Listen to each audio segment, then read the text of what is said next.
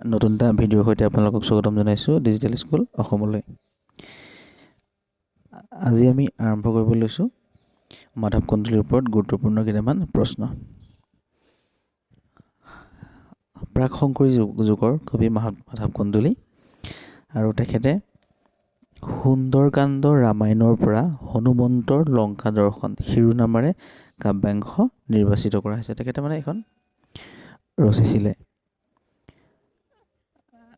আৰু লগতে তেখেতে ৰামায়ণৰ সুন্দৰকাণ্ডৰ ঘাইকৈ দ্বিতীয় সংগৰ আধাৰত অনুবাদ কৰা এই অংশত মাধৱ কন্দলীয়ে মূল বিষয়বস্তুৰ চমু উপস্থাপন কৰিছে। মানে কি হ'ল, মাধৱ কন্দলীৰ ওপৰত সৰুটা এটা প্ৰশ্ন কেইটামান আহিব পাৰে যে সুন্দৰকাণ্ড ৰামায়ণ কোনে ৰচিছিলে? মাধৱ কন্দলীয়ে। আৰু তেতিয়া তেখেত কিয় আছিলে? প্ৰাক শংকৰী যুগৰ কবি।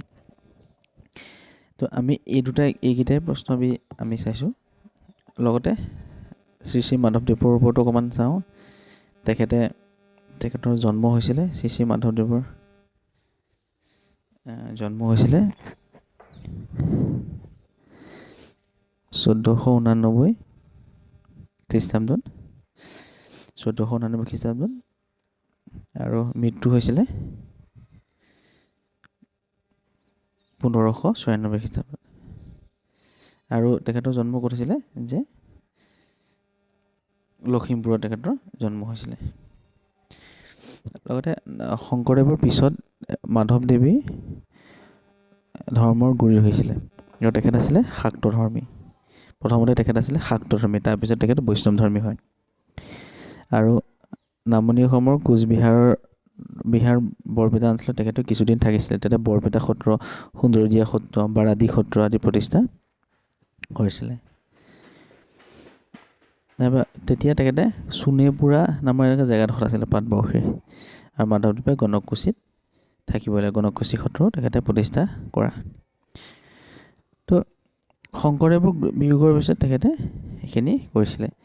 আখ্যানমূলক কাব্য, তত্ত্বমূলক ৰচনা, বৰগীত আদি ৰচনা কৰিছিলে। মাধৱদেৱে নামঘোষা, ভক্তি ৰত্নাৱলী, বৰগীত, ঝুমুৰা আদি ৰচনা কৰিছিলে। আৰু মাধৱ কন্দলী কোন আছিলে? যে তেখেত শংকৰদেৱৰ পূৰ্বৰ কবি আছিলে মাধৱ কন্দলী। আৰু তেখেতে মহামাণিক্য, বৰাহী ৰজা মহামাণিক্যৰ পৃষ্ঠপোষকতাত তেখেতে সেইখিনি ৰচিছিলে, গ্ৰন্থসমূহ ৰচিছিলে। লগতে ৰামায়ণৰ মহাকাব্যখন অসমীয়ালৈ অনুবাদ কৰিছে মাধৱ কন্দলীয়ে। আৰু উত্তৰাখণ্ডৰ ৰামায়ণ শংকৰদেৱৰ ৰচনা কৰি মাধৱ কন্দলীয়ে ৰামায়ণখন সম্পূৰ্ণ কৰিছে। পৰৱৰ্তী সময়ত আদিকাণ্ড মহাপুৰুষ মাধৱদেৱ আৰু উত্তৰাখণ্ড মহাপুৰুষ শংকৰদেৱে ৰচনা কৰি মাধৱ কন্দলী ৰামায়ণখন সম্পূৰ্ণ কৰিছিল।